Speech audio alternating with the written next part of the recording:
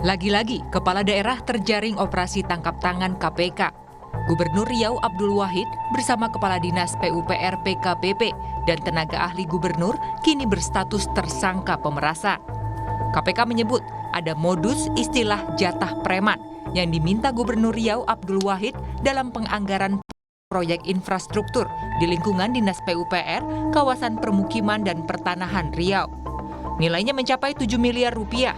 Dan jika nilainya tidak sesuai, bahkan ada ancaman pencopotan jabatan. Untuk membahas kesanggupan pemberian fee yang akan diberikan kepada Saudara AW selaku Gubernur Riau, yakni sebesar 2,5%. Fee tersebut atas penambahan anggaran tahun 2025. Namun Saudara Mas yang merepresentasikan Saudara AW meminta fee sebesar 5% atau 7 miliar. Bagi yang tidak menuruti perintah tersebut, diancam dengan pencopotan ataupun mutasi dari jabatannya. Di kalangan Dinas PUPR PKPP Riau, permintaan ini dikenal sebagai istilah jatah preman. Abdul Wahid bukanlah Gubernur Riau pertama yang jadi tersangka korupsi. Sebelumnya sudah ada 3 pendahulunya yang ditangkap KPK. Pada 2008, Saleh Jasid dihukum 4 tahun karena korupsi pengadaan mobil pemadam kebakaran. Ia terbukti merugikan negara 4,7 miliar rupiah. Lalu pada 2013, Rusli Zainal divonis 14 tahun terkait korupsi pengadaan fasilitas PON. Dan 2014, Anas Mamun tersangkut kasus suap alih fungsi hutan. KPK prihatin dengan terus terulangnya korupsi oleh Gubernur Riau. Perlu ada upaya pencegahan korupsi yang lebih serius. Praktik ini menunjukkan terjadinya dugaan tindak pidana korupsi yang masih terjadi dengan berbagai modus yang beragam, sehingga perlu upaya mitigasi dan pencegahan korupsi ke depannya dengan lebih serius. Merespons kasus Gubernur Riau, Menteri Dalam Negeri Tito Karnavian bilang, kepala daerah yang menghadapi masalah hukum akan dinonaktifkan bila ditahan dan menunjuk wakil gubernur sebagai pelaksana tugas atau PLT. Tito tegaskan pihaknya terus memonitor situasi di Riau yang hingga kini diklaim berjalan baik. Bukan diganti, itu undang-undang mengatakan kalau kepala daerah ya menghadapi masalah hukum, maka dia akan dinonaktifkan kalau dia ditahan. Kalau nggak ditahan tetap jalan terus. Tapi kalau ditahan, maka dia akan dinonaktifkan. Saya akan dinonaktifkan. Dan setelah itu kemudian di PLT-kan wakil gubernur. Sampai dengan perkaranya saya sudah monitor terus, situasi berjalan baik. Ya. Operasi tangkap tangan KPK sudah banyak menyingkap praktik korupsi di lingkup pemerintah daerah. Namun butuh efek jera lebih berat agar praktik korupsi tak kian merajalela. Tim Liputan Kompas TV.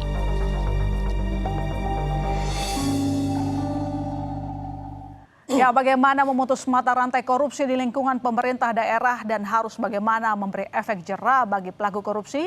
Kita bahas malam ini bersama Ahmad Irawan, anggota Komisi 2 DPR dari fraksi Golkar. Lalu sudah hadir juga Saud Situmorang, Wakil Ketua KPK 2015-2019. Bergabung juga peneliti dari Indonesia Corruption Watch ICW, Yasar Aulia. Selamat malam Mas Yasar, Mas Irawan, Pak Saud. Malam. Oke, saya coba tembak dulu pada yang suka kritis ke Mas Yasar.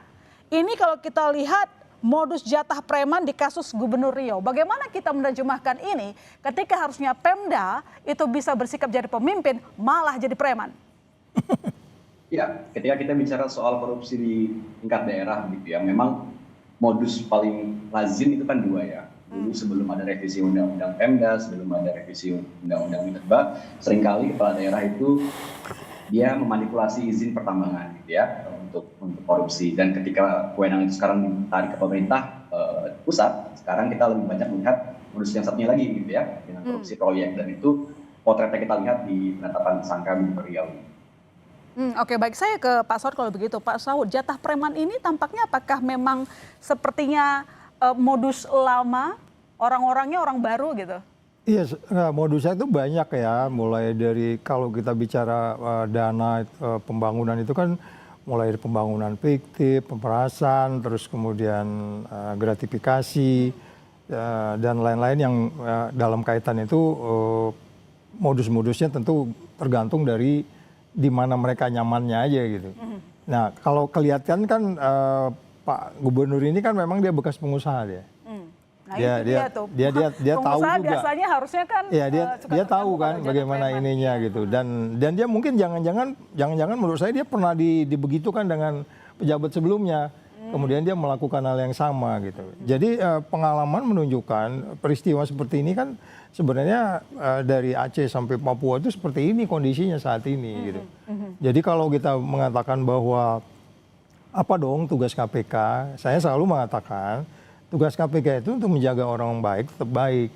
Bapak ini baik loh, umur 11 tahun dia kerjanya bangun jam 3 pagi, manjat pohon kelapa ngambil gula. Ya. Oke. Loh, ini orang baik, Mbak. Ini orang baik. Anda Tapi siapa yang bisa menjaga itu gitu loh? Ketika lingkungannya, oke, by definition karena greedy, opportunity, karena need, karena memang lingkungan tetap itu saja tetap apa yang berlaku. dilakukan salah. Iya gitu. Tapi maksud saya adalah kalau kita bicara pencegahan, program KPK itu banyak sekali programnya di daerah. Mereka punya korwil gitu, dan koordinasi dengan inspektorat. Jadi pengawasan bukan tidak ada gitu. Tapi kan saya sering dengar, itu Bang Saud tuh biarin aja, besok kan dia pulang lagi. Gitu. Oh gitu. Tapi memang kalau sudah ada pengawasan, ini pecah rekor. 4 kali pemimpin di sana terjerat kasus korupsi. Iya, saya nggak ngerti ya, khusus untuk daerah ini mungkin kita perlu pelajari ya keunikan setiap daerah, kekerabatan di daerah itu kan pasti agak berbeda.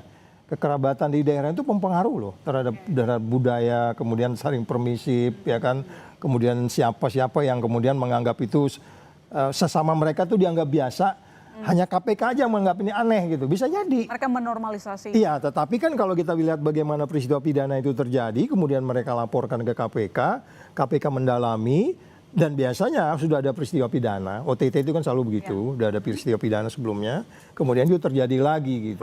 Nah jadi makanya kalau kita lihat bagaimana ke depan, ya saya pikir ya Prabowo harus bisa menginspirasi timnya. Gubernur-gubernur ini kan timnya Prabowo dong. Tapi kan Prabowo dia tiap hari ngomong, nggak didengar juga kan. Akan ku kejar lu sampai kemana aja kan gitu. Jadi ya, akhirnya saya pikir mungkin lebih keras lagi inspirasinya. Nggak mesti harus pakai pakaian militer baris berbaris, nggak juga begitu. Saatnya sekarang menginspirasinya dalam bentuk yang lain gitu. Mas Yasar, sebelum saya ke Mas Irwan nanti. Mas Yasar, KPK mengatakan sudah melakukan pengawasan. Tapi faktanya, contohnya aja sederhana di wilayah Riau ini, ada 4 pemimpin yang terkena kasus korupsi. Jadi sebenarnya pengawasannya nggak efektif atau apa yang miss? Saya mau menambahkan lagi angkanya bahkan. Kalau kita menghitung bupati gitu ya, sebelumnya itu ada 11 kasus. 11 kasus? Di Riau ini. Dan kalau berdasarkan hasil pemantauan IC di 2024 terhadap tren korupsi gitu ya, Provinsi Riau ini menempati posisi teratas gitu ya, provinsi paling banyak kasus korupsinya, ada 34 kasus. Jadi kalau kita bicara soal pengawasan tentu bukan hanya KPK-nya saja saya rasa, tapi kalau kita lihat dari modus korupsi di kasus Riau ini, kan dikatakan ada pengutipan fee proyek gitu ya, dan ini berkenaan juga dengan bagaimana kewenangan atau diskresi dari kepala daerah, pertama sebagai pihak yang bertanggung jawab terhadap pengadaan dan juga pihak yang punya posisi yang cukup luas begitu untuk menentukan posisi di instansinya mereka, karena ancamannya tadi ya ada mutasi, ada ancaman untuk dipecat bahkan. Jadi pengawasan dari lembaga lain misalkan dulu ada Komite Aparatur Sipil Negara dan ada Inspektorat Daerah, itu juga perlu dipertanyakan gitu, karena mereka punya 2 peran penting dalam hal pengawasan pengisian posisi di ASN supaya tidak dipermainkan seperti ini untuk jadi bahan ancaman gitu ya untuk diperas, atau dalam konteks Inspektorat Daerah yang perannya dalam melakukan audit gitu, menjamin bagaimana pengadaan barang dan jasa itu bisa clean and clear dari awal sampai akhir. Mas Irawan, itu catatan ICW 11 bahkan di Riau. Jadi selama ini apa sih peran dari DPR tidak melakukan pengawasan ke Kemendagri? Biasanya tanggung jawab daerah itu kan harusnya sudah ada gitu. Sebenarnya saya mulai dulu dari yang mengenai persepsi Pak Saud terhadap Pak Wahid. Kami jadi Komisi 2 termasuk komisi yang paling sering berinteraksi dengan kepala-kepala daerah. Dan Pak Wahid ini termasuk menurut kami kepala daerah yang beda dari yang lain. Baiklah, dan dia berangkat dari latar belakang yang tadi Pak Saud sampaikan itu. Sehingga yang ingin saya katakan bahwa sebenarnya kita itu inilah Pak Wahid itu saya termasuk punya kesimpulan bahwa sistem terjebak oleh sistem tadi itu. Itu yang menurut saya yang paling prinsip. Gitu. Dan kita juga nggak bisa naif terhadap sistem politik kita, sistem pemilu kita, terus kemudian situasi yang mengitari kepala daerah yang ada di termasuk di Riau tadi itu, sehingga kemudian bisa saja itu bagian dari sebab kenapa kemudian jumlah kepala daerah di Riau termasuk tinggi presentasinya yang terjebak dalam kasus korupsi ini. Terus yang kedua kaitannya dengan jatah preman gitu. Nah saya termasuk mengatakan sebenarnya kan jatah preman ini kan sebenarnya bahasa ini aja, bahasa publik, bahasa media yang mudah kita terima gitu. Kalau KPK kan menggunakan istilah pemerasan gitu. Dan catatan saya terhadap KPK terkait dengan sangkaannya mengenai pemerasan tersebut itu kan sebenarnya masih bukti permulaan sehingga kemudian diduga bahwa Pak Wahid melakukan pemerasan terhadap bawahannya atau ASN yang bertanggung jawab yang mengurusi pengadaan barang dan jasa. Tetapi saya berharap bahwa proses penyidikan ini bisa lebih komprehensif. Siapa tahu justru dan ini kaitannya pertanyaan tadi itu justru ASN-nya sendiri sejak awal yang kemudian tidak profesional gitu dalam menjalankan tugas, fungsi dan kewenangannya. Di daerah ini kan bolak-balik ya ada kasus korupsi. Kalau tadi mengatakan menyalahkan sistem, ini kan seperti lingkaran setan yang tidak pernah berhenti. Jadi menurut Anda apa yang segera diperbaiki? Nah itulah kami kenapa kemudian yang jadi prioritas kami adalah ada perbaikan terhadap sistem politik kita, sistem pemerintahan daerah kita. Makanya kemudian kami termasuk mendorong revisi undang-undang paket politik. Meskipun bahwa penyebab ini bukan penyebab yang tunggal gitu. Karena ada banyak faktor kriminogen kaitannya dengan pejabat melakukan tindak pidana korupsi tersebut gitu. Tetapi yang paling menurut saya yang kita harus benahi itu kita harus melakukan pembenahan terhadap sistem kita. Terus yang selanjutnya bahwa kaitannya dengan pengawasan tersebut, kami sebenarnya setiap membangun satu undang-undangnya selalu mengedepankan dua hal. Satu yang sifatnya pencegahan tadi, yang kedua sifatnya penindakan atau tadi bahasa dalam pembicaraan kita tadi adalah dilakukan pengawasan. Nah ini yang kemudian yang memang kami terus mendorong lembaga-lembaga negara termasuk KPK kemudian juga bisa proaktif melakukan pencegahan termasuk juga kajian-kajiannya, rekomendasi-rekomendasinya kaitannya dengan pembenahan sistem itu tadi. Oke baik, Pak Saud, pertanyaannya gini, kalau dilihat dari total kasus korupsi pusat maupun daerah, tampaknya korupsi kalau saya salah, apakah benar korupsi paling banyak itu ada di daerah? Nanti dijawab, saudara tetap bersama kami di Sapa Indonesia Malam.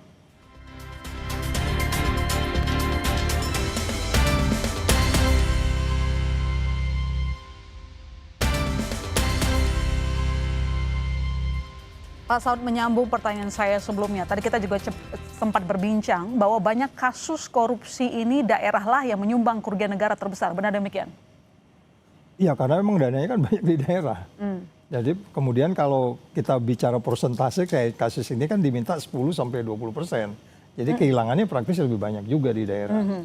Cuman pertanyaannya, kenapa KPK bisa bekerja?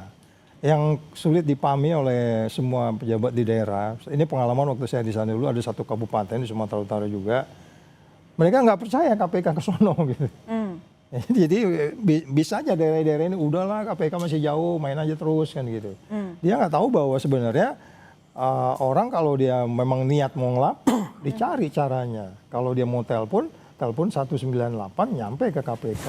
Kalau dia mau ada saudara juga kirim pakai WA diketik di sini, nanti saudaranya ngantar ke Kuningan gitu. Jadi maksud saya daerah itu masih punya akses untuk kemudian bisa menggapai ke KPK bahwa ini loh ada peristiwa pidana, oh ini loh kami diperas, oh ini loh izinnya susah banget gitu. Jadi jangan beranggapan bahwa justru yang di pusat makin hati-hati karena dekat sama Kuningan, dia bilang gitu kan.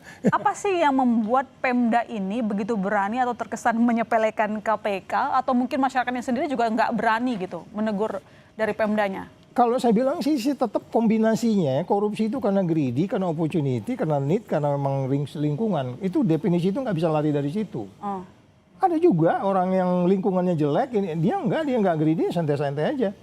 Tapi bisa jadi juga, karena kemarin waktu habis dilantik presiden, kita ajak ke penjara di belakang. 5 yang dibawa waktu saya di sana itu kayaknya sampai saat ini mudah-mudahan nggak ada masalah tuh. Karena kita kasih tahu, Bapak kalau di penjara ntar masuk situ tuh. Iya, metawiti katanya gitu. Jadi maksud saya, itu yang saya bilang tadi, Mei. Menjaga orang baik ini harusnya tugas siapa? Iya dong, nggak gampang jadi gubernur itu. Kamu lihat aja nih si Bapak ini, bagaimana karirnya dia, mentalnya dia kayak gimana. Itu sebenarnya tema utama yang lebih bagus sebenarnya. Dan itu akan lebih cepat menaik indeks persepsi korupsi, kan itu tata kelola masuknya.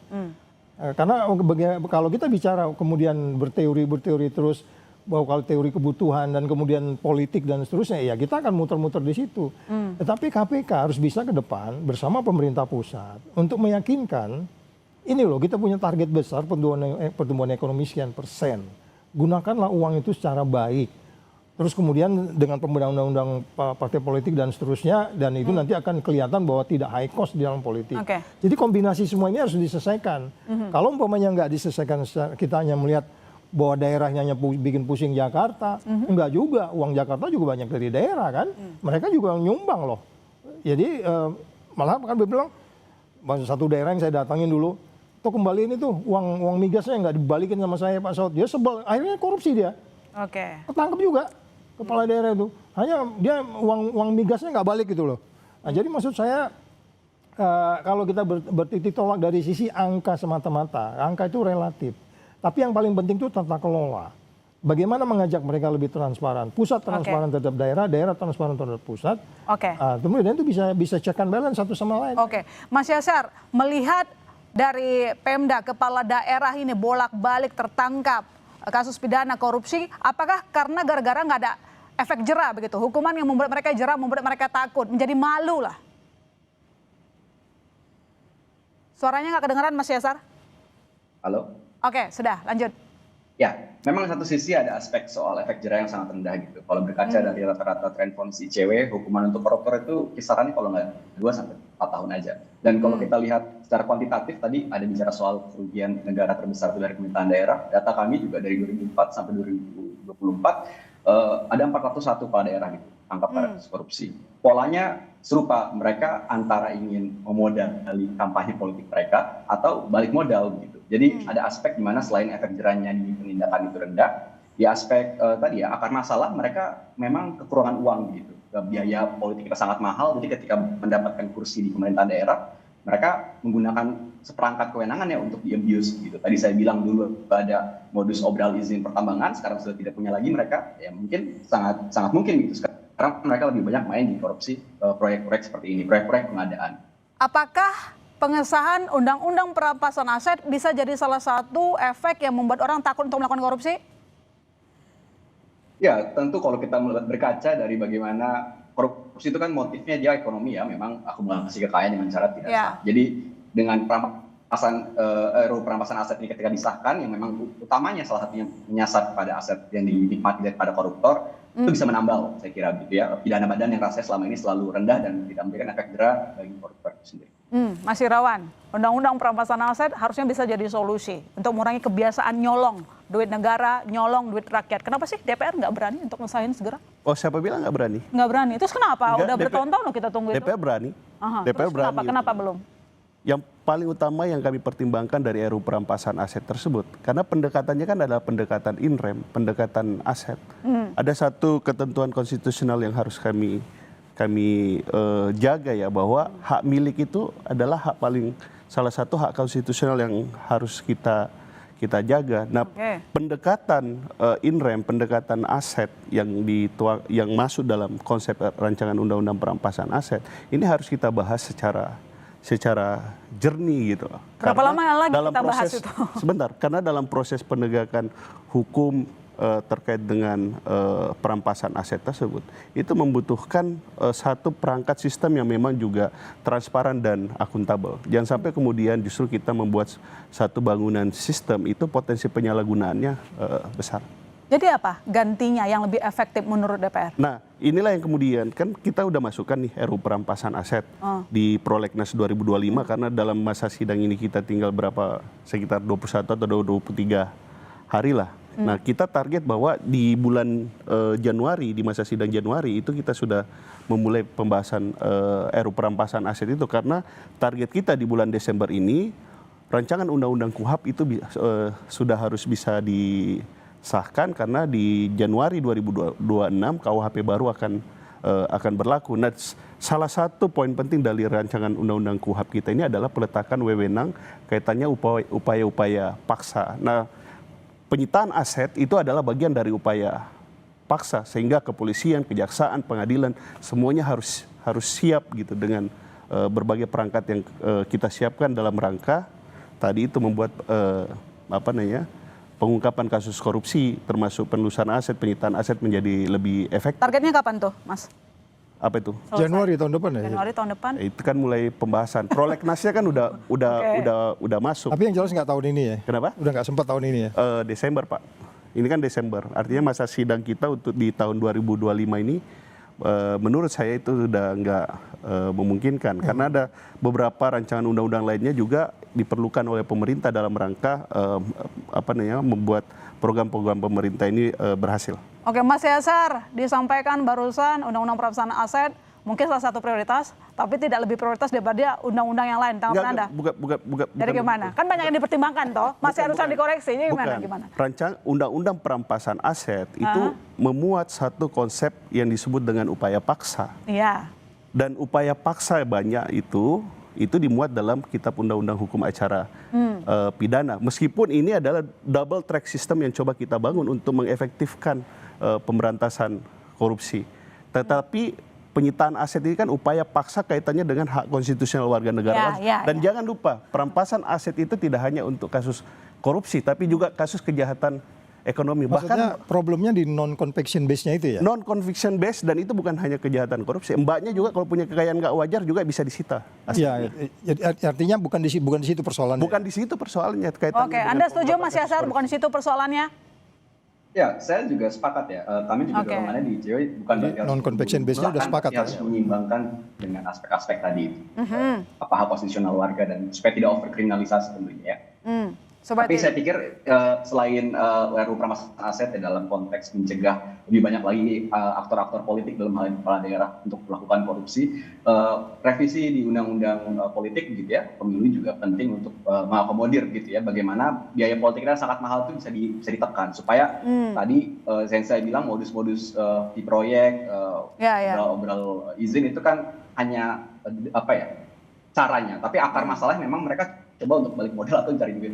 Jadi kalau biaya politik di hulunya sudah dibuat tidak semahal sekarang, itu akan membantu kemudian hari supaya dorong-dorongan ekonomi tidak terlalu banyak. Bisa kita lanjutkan itu nggak, Mas Wirawan? Supaya ongkos politik jangan terlalu mahal. Jadi orang nggak kayak ini loh ngejar setoran balikin modal. Setuju.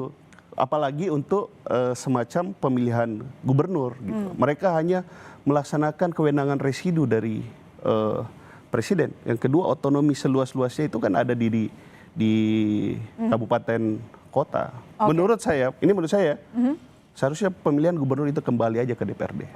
Oke, baik. Saya ke Pak Saud, karena tadi Pak Saud yang mengatakan bahwa ini salahnya sudah di sistem, begitu kan? Jadi kalau sudah sedemikian mengakarnya, orang kayak nggak punya malu kalau korupsi, nggak punya rasa bersalah, siapa yang harus tanggung jawab untuk membuat aturan yang membuat orang itu jerah? Apakah perlu presiden turun tangan?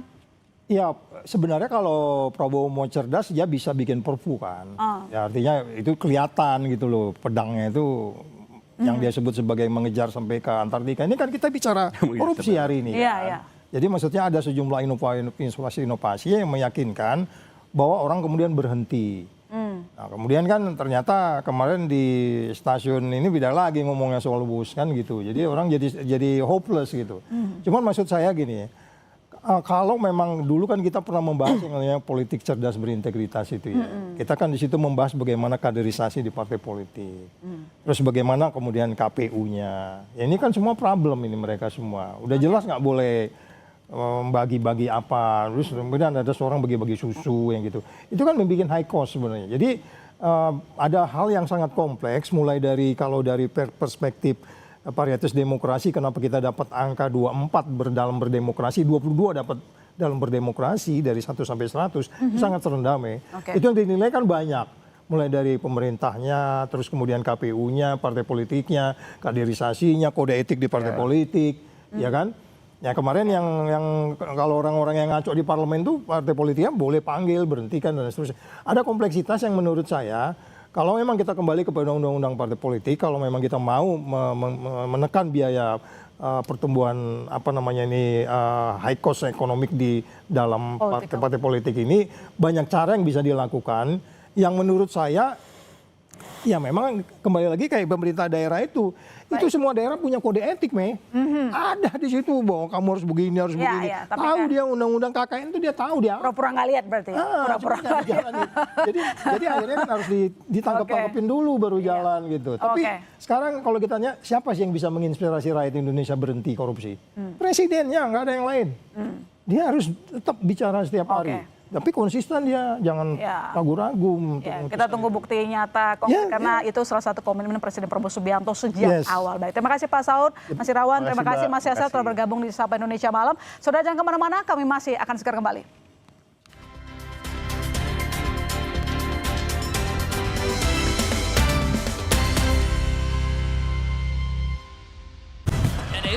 Eredivisie Big Match. Tuan rumah AZ Alkmaar tidak ingin membuang peluang untuk melengsarkan PSV di posisi kedua melalui striker andalan mereka Troy Parrott. Datang dengan kepercayaan diri tinggi, PSV Eindhoven siap menggebrak tuan rumah melalui Ismail Saiban yang makin menggila di lini serang. Eredivisie AZ Alkmaar versus PSV Eindhoven. Minggu 9 November pukul 10:30 malam. Live di Kompas TV. Kenapa aku pilih Le Mineral?